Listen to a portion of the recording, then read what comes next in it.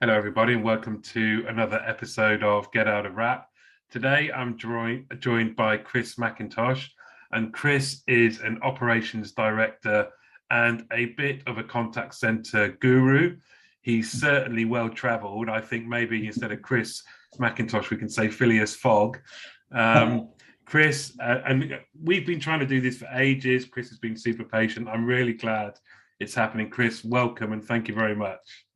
No, great, Martin. And as you said, we've been trying to do this for ages. And finally, I get to speak to the main man who I've kind of been corresponding with for a few years now. And I've always seen so much that you do, Martin, for everybody. And I just wonder when you get the time, to do anything, let alone, this podcast, which I say I'm a massive fan of as well. So, no, thanks very much. No problem. And it has actually been a couple of years we've been going backwards and forwards, isn't it? It's mad. But what a couple of years it's been for all of us. And like I said in the intro, you're a seasoned traveller, and we're going to dive into the differences that you see in our industry across cultures and countries. But maybe can you just bring us up to speed with your kind of career and just where you've been? Actually 30 years in the contact, I'm going to say contact centre, I normally say call centre, but obviously to be politically contact centre correct these days, that's where it is. So 30 years in the contact centre industry, I kind of got into it, very much by chance.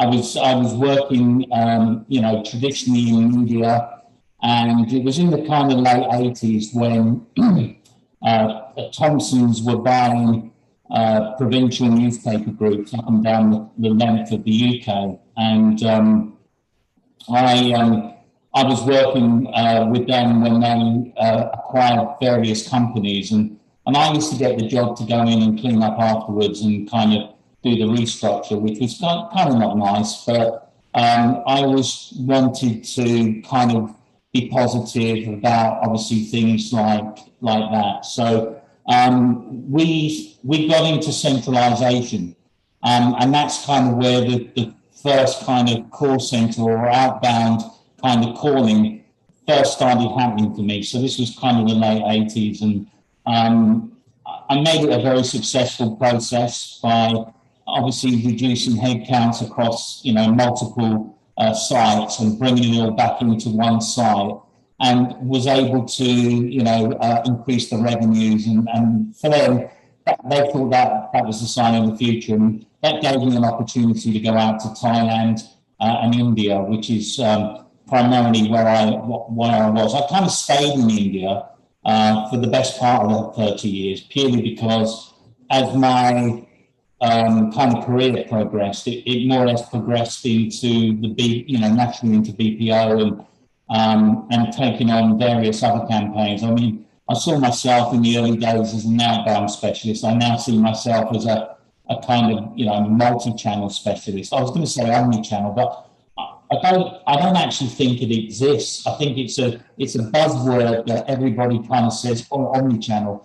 But I think, listen, let's stick with multi-channel because, it's the various forms that people can, contact or be contacted. So that's how it's happened. So 30 years in India, 28 years ago, Thailand, still kind of have sites in India, but I've kind of migrated to a favorite part of India, which I'll tell you about later. And then 18 years ago, I wandered into the Philippines, and I haven't looked back since, apart from having various stints out of the Philippines while still remaining with call centres here. So Africa I've done extensively, South Africa, latterly Kenya, Ghana, and even ventured into West Africa. And of course North Africa, and done my stint also in the UAE and GCC. which is kind of when we first got together, because I was just coming out of Qatar and kind of thinking, what do I do next? I turned down an offer to stay there for 2 years. And, my family, I should have said 18 years ago I came to the Philippines, and 11 years ago I met my current wife. So it's kind of also helped me to stay here. But I do firmly believe that Philippines is a good space, for offshoring. Obviously, if it can't be done in the UK, and it has to be done offshore. Philippines, for voice is a good space to be in. Was your background before coming into call centres? Did you travel a lot? Did you move around a lot then? No, really. I haven't actually been abroad till 1987. Traditionally, I was, I was brought up in the home counties. I was an ex-footballer that didn't make it. So I got myself a job, and that job, my first real job was with Yellow Pages. So I joined Yellow Pages as a face-to-face salesperson, and then eventually I got into training. And then after training, I developed into management, and it was really, that was my route. And so I was working up and down. I did a bit of traveling in the UK, but that doesn't count. So I made my way around the UK really well. And so purely and simply, it wasn't until kind of 1987 that I kind of went abroad and had a holiday. It was traditionally Spain, and then after that, I started doing transatlantic kind of stuff. As I said, India, Thailand. I've lived in Australia as well for my sins. So it's so far. I'm thinking I've got a map of the world up on my wall. I'm thinking Alaska, maybe you haven't been to? No, I'd love to go there. It's kind of funny. If I can kind of say it, I was running a BPO based out of the UK around 2012 to 2016, and I kind of developed our call center partner offering out of India, and that's then how I kind of migrated into the Philippines, because it started to go through heavy compliance. The ICO had kicked in, and they were kind of making it difficult, especially for India, to pull, consumers in the UK. So, so purely and simply, I remember I was doing a pitch with my colleague, one of the directors, and he was a funny guy, and I never knew what he was going to come out with next, Martin. And so we're doing a pitch, and I introduced myself, and I did this typical. I'm Chris Mackintosh, been in the industry this long. I've been here, and here, and they turned around and said, "Oh, that's amazing. You've been, so many places. You've been everywhere." He chirped in. He said, "Yeah, it's a bit like dog crap. He's been everywhere." And I couldn't believe he'd said it. I couldn't believe it came out of his mouth. And I was looking at them thinking they were going to think this was kind of very distasteful, but they were curling up on the floor and laughing, thank God. So, so it was kind of funny. It was funny. And I've got to ask you, because right back at the early start, well, when I was 16, 17, I played semi-pro football. Do you still play? Listen, I'm going to ask you in a minute how old you think I am, right? Because I do still play, funny enough, and through the years, I've always enjoyed it. Within the contact centre industry, you've always got big football fans everywhere in the world. India, big football fans. Obviously, cricket as well, Martin. So I've done a bit of cricket in India too, recently. In the Philippines, they're more into basketball.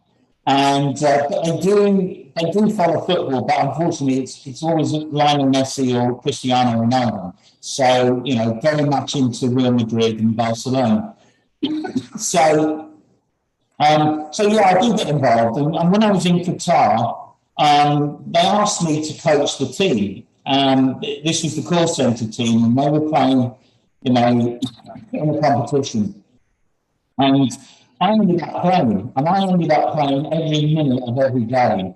And I, at the time, was aged 57. And I was running around and they couldn't believe it. There was some, obviously you can imagine in Qatar, there's a lot of nationalities like live there, work there. And so there were some very, very quick Sudanese that were, honestly, they were like lightning, but they didn't get past me, Martin. Seriously. No. Yeah. I didn't have to resort into, being unfair or fouling them, but it's just... I was going to say... And the touch, I was going to say there's nothing wrong with a good foul. I played last night, and someone actually said, there's one thing about you, Martin, is you never let both. You can let the ball go past you or the man go past you. Never both together. So yeah. Well, you're looking good for your age, my friend. You still active in football, and I know you do a little bit of dancing here and there.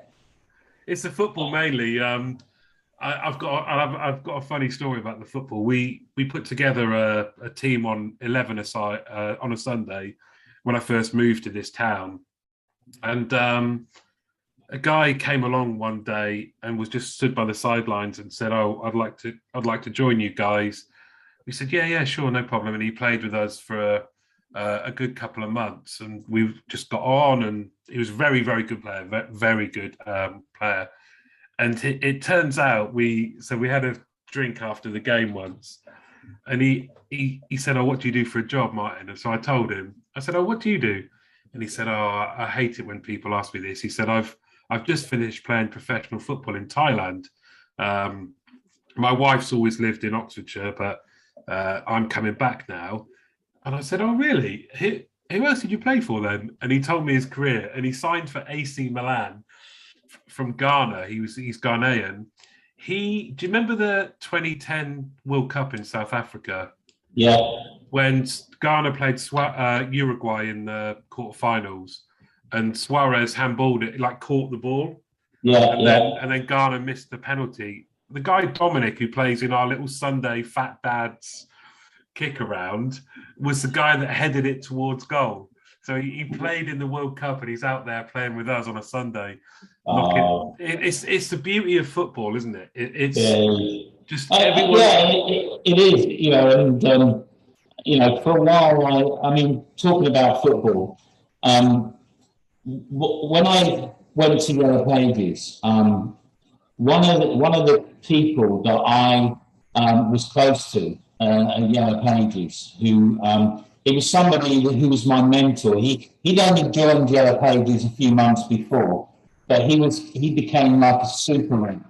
It was Richard Scudamore, the ex-chief executive of the Premier League. Really? So, I was very, very kind of close to him, and he was a referee. He enjoyed refereeing, and but he always had a problem handling me because when we played in the five-a-sides, I was very always wanting to win, Martin. Probably a bit like yourself, a bit like now. I don't want to lose, and I don't want to not do well, and so I'm always looking to better.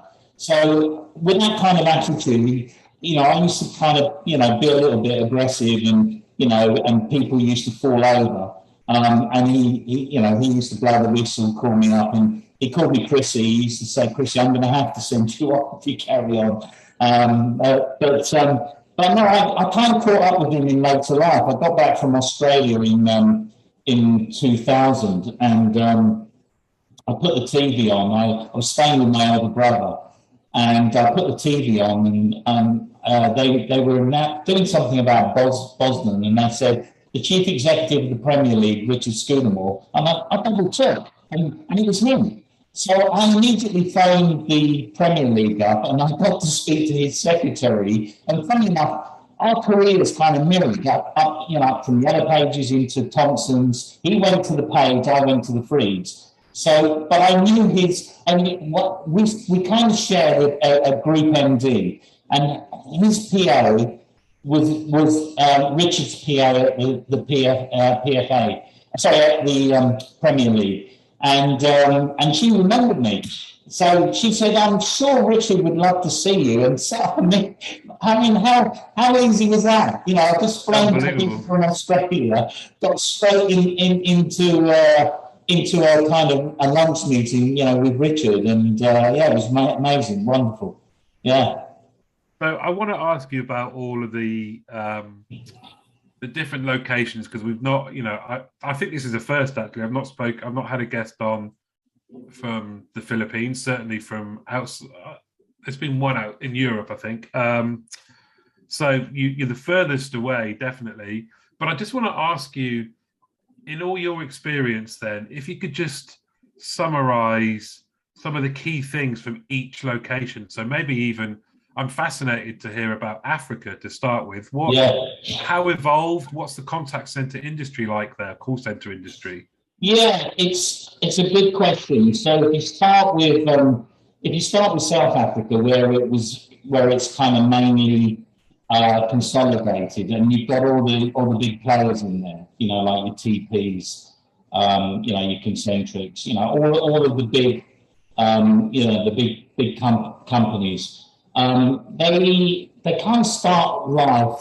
I mean, there's three areas to South Africa. You've got predominantly Cape Town was the kind of call center hub, and it's very good.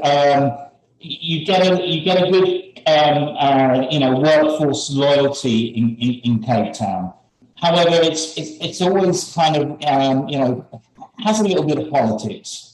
Obviously, into country politics. But in terms of voice, I don't think it's very good. I think the accent, they talk very, very quick, and no matter what you do, you can't slow them down. But nevertheless, there's hundreds of thousands of seats in Cape Town, and big groups like CCI. Are moving away from Durban, pushing it now into Cape Town. I don't think it's the best part of Africa to be in. But also in South Africa, you have Durban, and Durban in Natal is very Indian.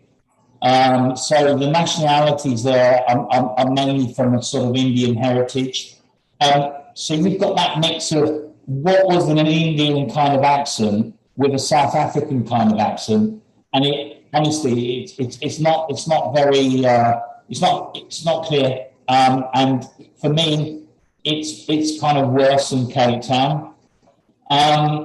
Where you've got kind of a cosmopolitan kind of workforce is more in Johannesburg, because you've got a mixture of kind of what the community has to offer, in terms of Afrikaners, which is the whites, and obviously the Afrikaan guys, which are from the black side, and then you've also got the Indians that have kind of migrated out of Natal. Yeah. The only problem is it's just not a harmonious kind of workforce, because they don't like integrating with each other. So it's very, very difficult to go out and do the hard work you want to do, because they're all looking at each other, wanting to go, oh, well, I don't want him in my team, I don't want him in my team. And that side of thing is horrible to see, Martin, it really is. So, for me, have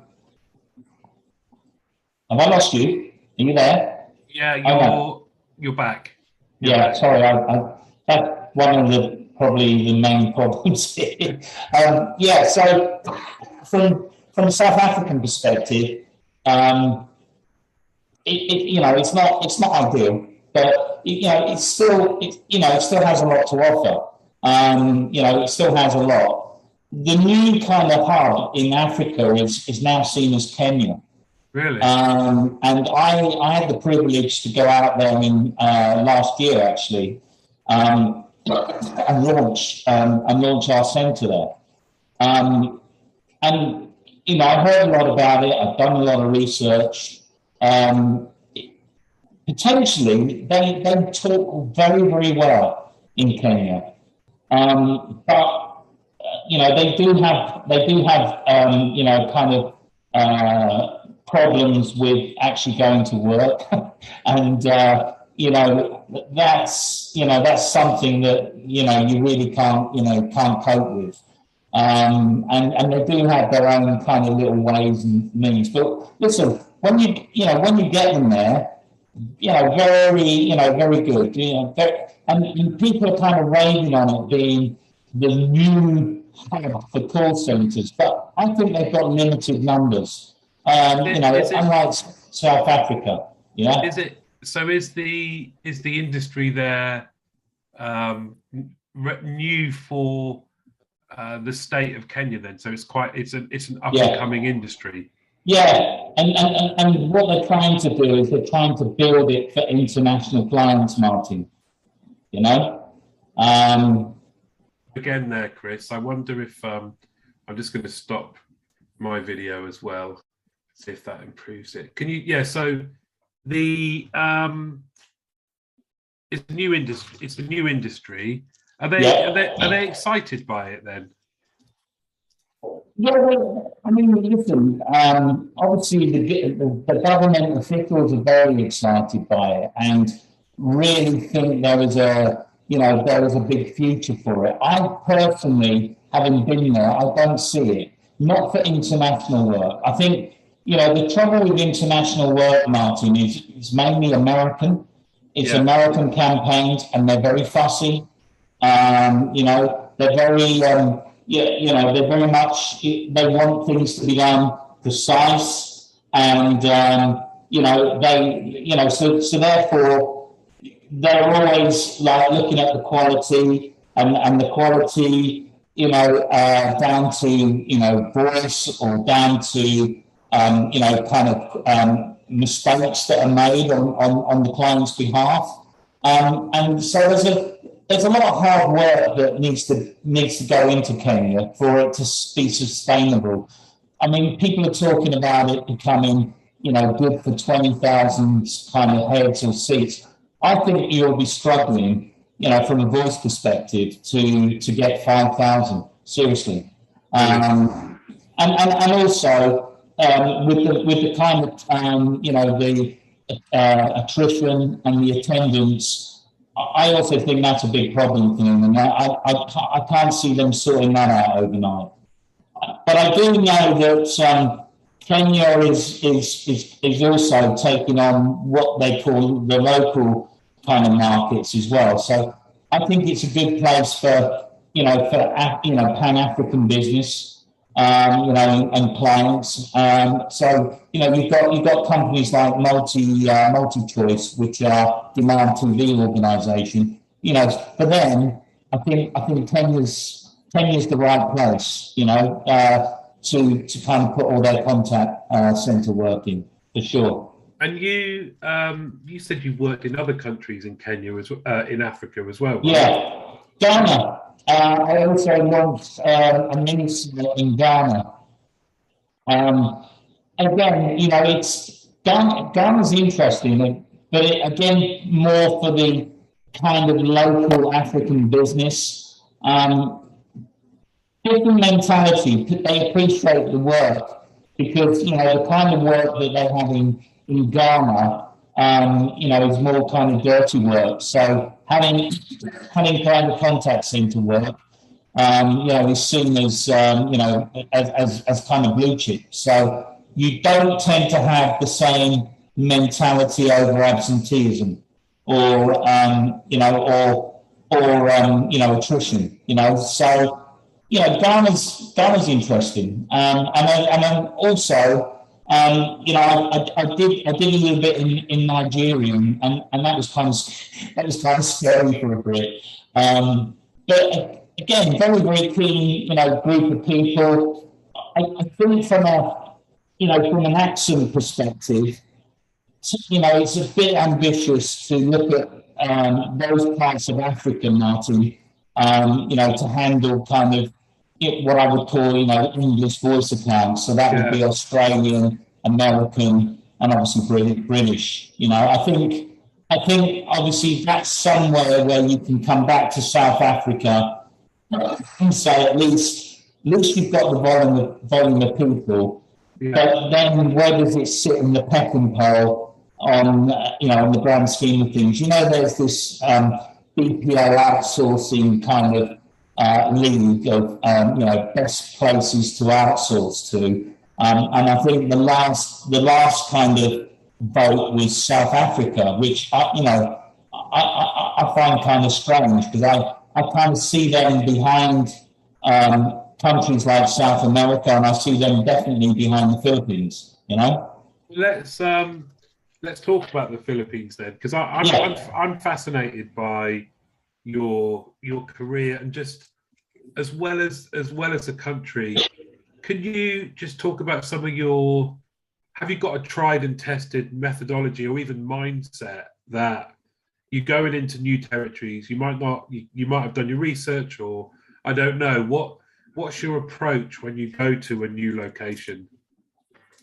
Are we talking anywhere in the world, or are we just talking kind of Philippines? Well, let's start with anywhere in the world, and then and then the Philippines. Yeah, listen. Being a Brit, working for some very large companies and aggressive companies, you kind of are aware of how to kind of manage large teams. I kind of, in my time, I've had kind of 3,000 as the kind of FTE under my control. Obviously, you're not going to be able to manage that many day by day. So you're going to need a structure. So my approach is when I go into a country, I spend a good deal of time talking high level down to kind of mid level and even down to ground level, because I want to know what their thoughts, their processes. For doing the job, for doing the campaign. And of course, there's multiple different campaigns that I've worked on. And so I then try to understand what goes on behind the workplace. What's important to them? Is it family? Is it, how they live? Is it, how they have a career path. So I do a lot of work in terms of not going straight in and making the demands, not going straight in and telling them what they're doing wrong, but going in and kind of understanding their culture, their ethos, and that's not just within the country, but it's also within the with the business or the company as well, because depending on who's doing what kind of level of management training, quality, kind of depicts the culture as well. Because what I tend to find is that everybody tries to be a bit of a chameleon to try and to fit in, and therefore. It's very hard to see the kind of rising stars, if you know what I mean, because everyone's trying to do what everyone else is doing. But no, for me, I've been lucky because I've kind of travelled from a young age to now an old age. So, I always like to be positive. I always like to be enthusiastic. I always like to do things. Listen, there are times where you have to really, give people a bollocking because, they're not doing it. But you do it in the right way. I always use my praise sandwich, as I call it, which is, call them in, tell them what they're doing good, and then tell them what they did wrong, and then bring it back to, listen, I know you can, I'll turn this around, I know you can do it good, let me see you do it, and all this kind of stuff. But, it's 100% enthusiasm, Martin, every day, That comes across already just in how you're talking about this, and how I know me and you have chatted. And you've got to be curious and love people, right? To kind of go and approach people from across the world. It must be fascinating. But it feels like, you have made the Philippines your home. When did that kind of adventure start? It started 18 years ago. I was mainly in India. I with the company or the BPO group that I was working for. They had 40 centres, working on their process. But in the centres, there were kind of 5 people here, 10 people there, 20 people here. Occasionally, we had 50 people. But they had 40 different sites doing different things. And what was the problem was that you gave them like a script, and obviously it's important that they stick to the compliant factor of that script, but maybe it's difficult for them to stick to the script 100% because they're not AI, they're not robots, right? Yeah. So, but there was such a variation in quality. There was such a variation also in compliance that I wanted to develop the 40 sites into one site. I also wanted to, rather than use it as a vendor management perspective, I wanted to use it as my own site. That way I could put my own, my own sort of stamp on it, from this is how we open, this is how we get the opt-in, this is how we make sure the customer's happy at every step. And also we make sure the ICO are happy and they're not going to try and close us down and give us a big fine. So I decided that I was going to migrate the 40 centres and build one centre, and that's what I did. This was in 2012. And I built an operation with a couple of guys who I'd worked with before in India. They were Indians. And we, they were kind of mates as well as people that I could, call kind of vendors, yeah? Nice. And they were so happy that I was going to give them the opportunity to grow, that they gave me carte blanche, and it just grew naturally. And I found the Indians, to be very, very hardworking, very, very loyal, and providing they followed the guidelines, they were very, very good. And it's just so unfortunate that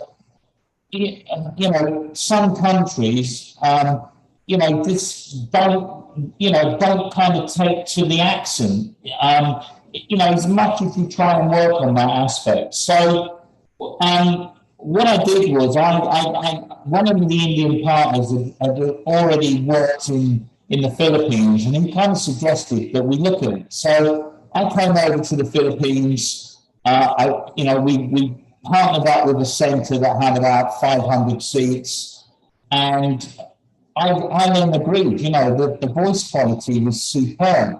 There was a lot of American sounding Filipinos. And it's kind of funny, Martin, because, if you're talking to an American, you wouldn't think, oh, this guy's got a funny accent. Or if you're talking to an Australian, we probably would say you've got a funny accent. But at least we understand every word that comes out of their mouth. And then Filipinos for Brits, they kind of look at you intense sometimes and you think, you haven't understood me. And you're talking clear, you're talking kind of slowly, right? And they're looking at you like they don't understand you. And I found out this, very, very early on. It's because they learn to speak English by watching American movies. So unless you talk like Brad Pitt or Tom Yeah. Hanks or or Tommy Cruise, they kind of they don't kind of don't get you, which I find absolutely amazing. So a lot of the 18 years I've been here have been kind of educational as well for the Filipinos, but no, it doesn't take long for them to pick it up. This is the amazing thing about a Filipino. You tell them once and they pick it up. They're amazing, and they're very bright and they're always enthusiastic little people. They really are, Martin,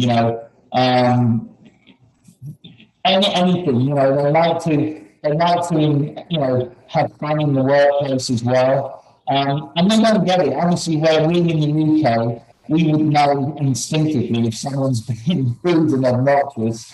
Unfortunately, the Filipinos don't get it. So they kind of ride over it with their kind of, gratefulness that they're actually talking to somebody, if you know what I mean.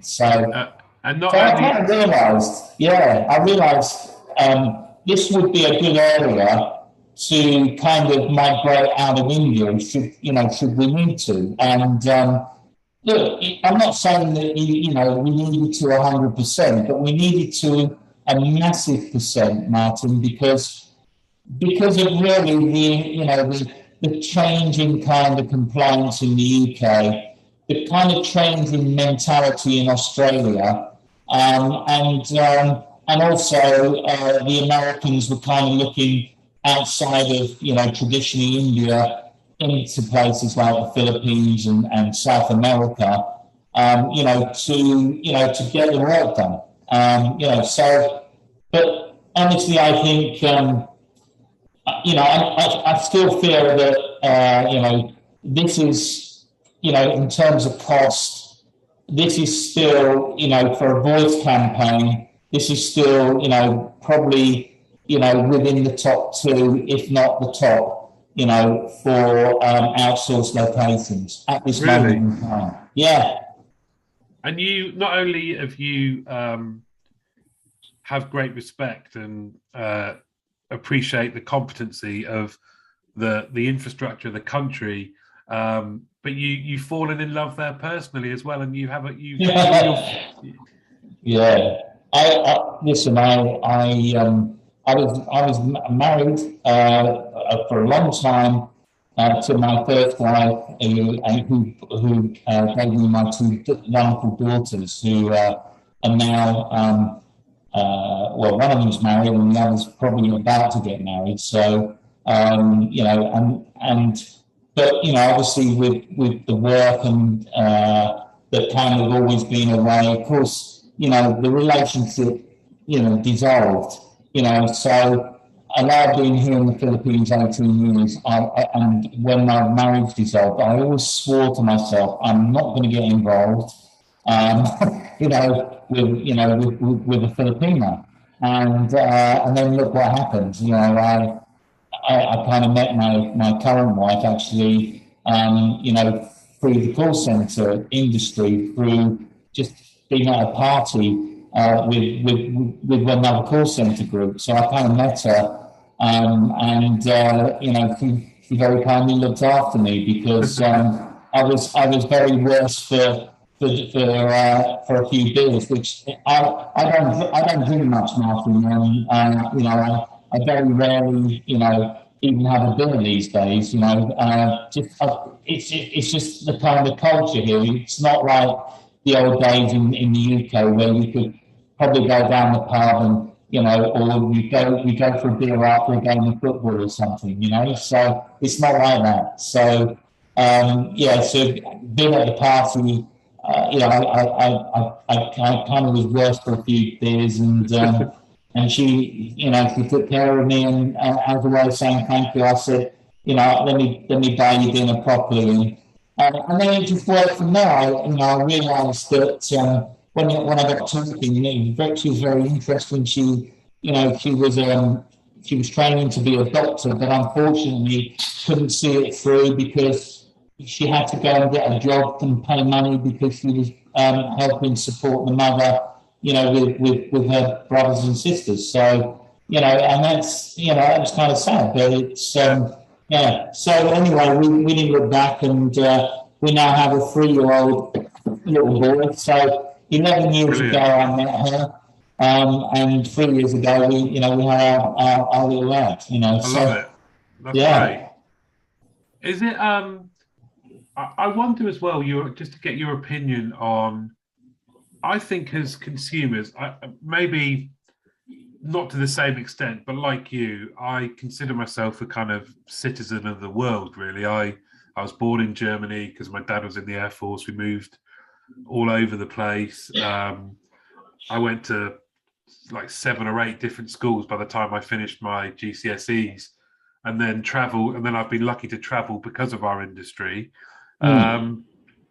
Speaking personally, as a consumer, I did an interaction the other day. It was great, really seamless. Guy really helped me out. And it was only afterwards that I looked into, he sent an email to confirm something or other. And he was, I think it might have even been the Philippines. He was based there. And the accent didn't bother me. Nothing bothered me, because I think all I wanted was a seamless experience and a good outcome, which is what I got. I wonder if, do you remember when there was this, certainly in the UK, there was this kind of people, banks were going out saying, we have, even now, UK call centres. Do you think that's ever going to switch round? Like I say, speaking personally, I don't really care where anyone is, as long as I can get what it is I'm looking for done as efficiently as possible. Do you think that is going to spin right back round in terms of, let's say, public opinion? No, I don't, to be fair. I think when you're looking at, unfortunately, when you're looking at countries like India, for kind of mass kind of market stuff, I don't think it will. But I do know that, your experience that you just kind of alluded to. A lot of the big airlines are using kind of multi-vendors, right? Yes. So they're still using India. They're still using, and they're using new places like, Tirana, Tunisia. Yes, they have also a Filipino sites as well. And they use kind of Eastern European sites. But, to kind of answer your question, I think what happens is they use these particular areas to try and cover their local clients within those kind of countries. But what then happens is technology plays a part, Martin, and it becomes like a universal queue. So, the problem is you could be sitting in the UK and all of a sudden, the queue spikes, and therefore the call can't be taken in, say, the Philippines, which is kind of an acceptable country, married for the UK. It goes to India. And as you say, providing that you get a good customer journey, then it's fine. But if you don't get the outcome that you want, and normally with things like airlines, of course they don't get the outcome they want, because people don't, would use something like EasyJet or Spirit. Of course they don't want to pay extra for that, right? And so therefore, it doesn't matter if you've got an Indian trying to explain the process, Filipino, a Brit, anyone, that client is not going to be happy because he didn't get what he wanted, because you can't just, nobody's got that kind of authority to make decisions on behalf of the airline. So yeah, I mean, to answer your question, I don't think ever, it's going to go back to how it was kind of, 15, 20 years ago, where it was kind of accepted. I also think that GDPR has played a Yes. big part in making it more a racist environment too, because it gives them now a proper reason to say, I don't want to talk to you. Yeah? Whereas before, they didn't want to talk to them, but if the agent was polite, was persistent, was good at what he was doing, they would talk to them, and they would forget all this, kind of, anti sort of accent kind of mentality. I tended to find. Um, but yeah, to answer your question, I don't think so. I do think what will happen is I think a higher percentage of physical agents will become robots. AI will play a big part. The more that starts to get involved, and I think that's going to be the clever part, because you will not know. I mean, it will be able to produce any kind of accent that you want it to be. So and that's kind of my big fear, but I still think we're a little way off of that, and I do also think that there is still a market for voice. Maybe more towards second level, complaints, and also in outbound sales, and client upgrading. I think you will never kind of get to the position where you're going to replace humans for that. As much as they would love to tell you differently, Martin, but I can't see it. It's a fascinating subject, isn't it? When you think Yeah. the development and the speed with which AI is happening. I know I use some technology for the podcast, actually, which I haven't used to date. So just in case anyone's worried about it, but it can replicate my voice, a guest voice, and you think this is just, there's so many implications. It's mind-boggling. Yeah. I think, a classic example of where it works really well is Vodafone in the UK. I mean, obviously they've got this system with IBM, and when they put that into place, I remember the uproar of people thinking, "Oh, this is our jobs" and everything else. But what it meant was they could actually train the people, to a higher level. And by taking on that second kind of level customer complaints and work more on the kind of technical support side, but maybe AI isn't kind of ready for. And I think it works. I think it works well for them. And I love it. And I'm really surprised because when I was in Qatar, I worked for a reader, and they had pretty much, for a company that's very, very wealthy, they really didn't have anything like the tools or technology of something like Vodafone. And Vodafone launched into Qatar, and literally, it was a street fight. It really was. I just feel that there's also something to look at, because to come back to your question about accents and voices, for certain markets. If you look at countries like the UAE or Qatar, which is GCC, you think your main market would be Qatari, but it isn't, because the largest population in Qatar is what we would call Indian, which is made up of Indian, Pakistani, Sri Lankan, Bangladeshi, Nepali. I can kind of go on. And how they service those markets in Qatar is they take on people that can speak Hindi. So they're only offering Hindi as a choice of language to communicate in. And that's just not good enough.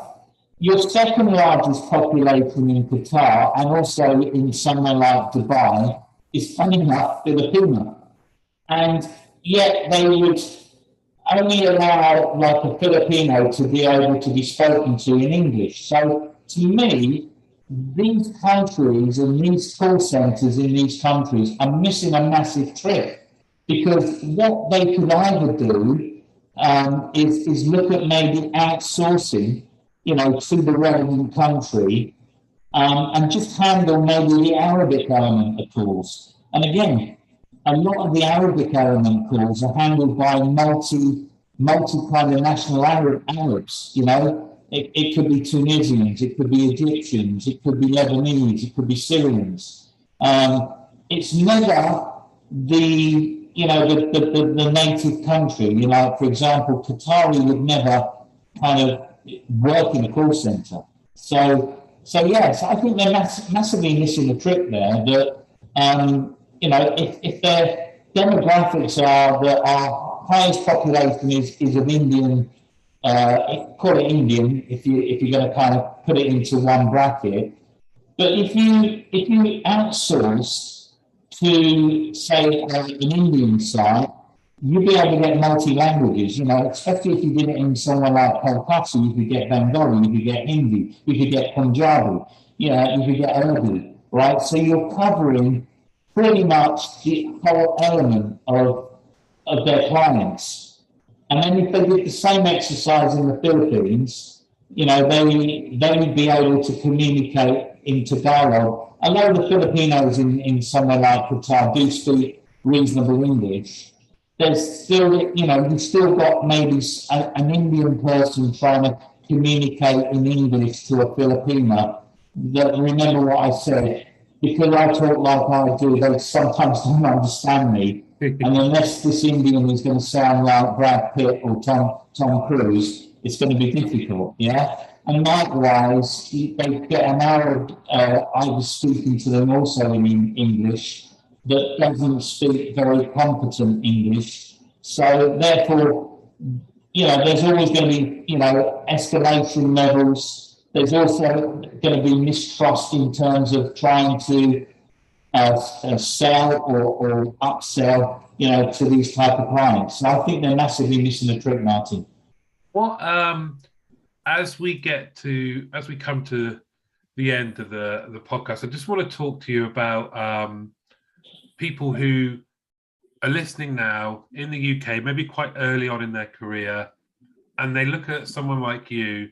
You've had a great career, having a great career. You've been all around the world, literally. Someone, what would you suggest to someone who might want to even take that first step? What can they do to kind of go on that journey that you have? Yeah, I think it's a lot harder these days because I think there's more. Actually, is it a lot harder? There's a lot more companies doing it these days. But I would say to them, go in, do the job well. In other words, what you're taught, every day, every call, everything you can do it well. And therefore, your numbers are going to shine. And if your numbers shine, people are going to take note of you. It's going to be your colleagues, it's going to be your team leaders, it's going to be your managers, it's going to be your operations people. It's even going to be the client, because a lot of the campaigns have either CSAT, OSAT, GSAT,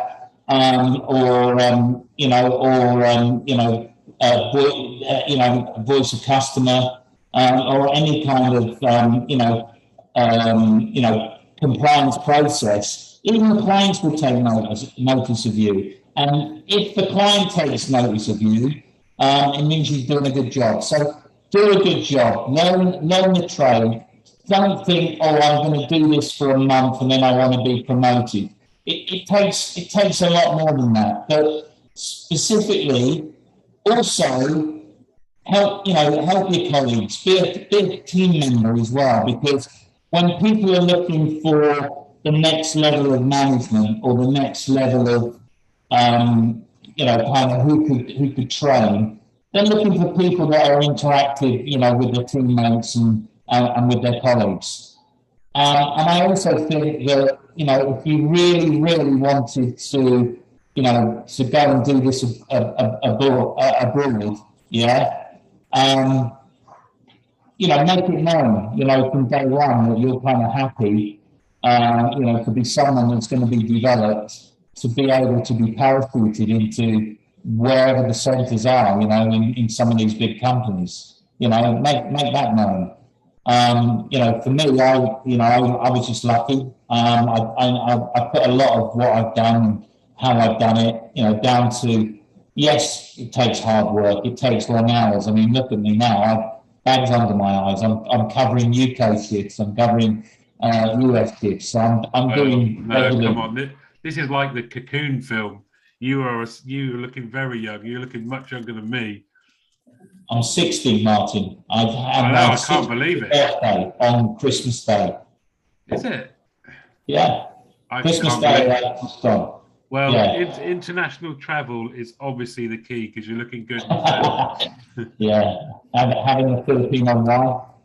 Maybe if I didn't have that, I would probably even look younger. No, I think that's another reason why I love the Filipinos. They tell me every day I look about 38. So do you know what? I love them to death. Yeah. Look, Chris, thank you so much. And I thought that the advice you shared there is just absolutely spot on. You've got a wealth of knowledge, a wealth of experience, and thank you very much for sharing and coming on and always being a big supporter of the podcast as well. Thank you. Great stuff. I see Hugo just coming in the back now. He is. He just wants to show off his bone. Does he? Well, look, Chris, thanks for joining and have a good evening.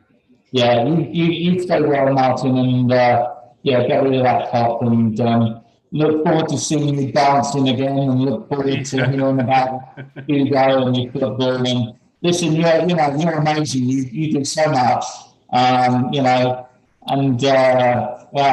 I can't believe it, and I do still think that there is a spot for someone to replace Parky and Wogan, and it should go to you.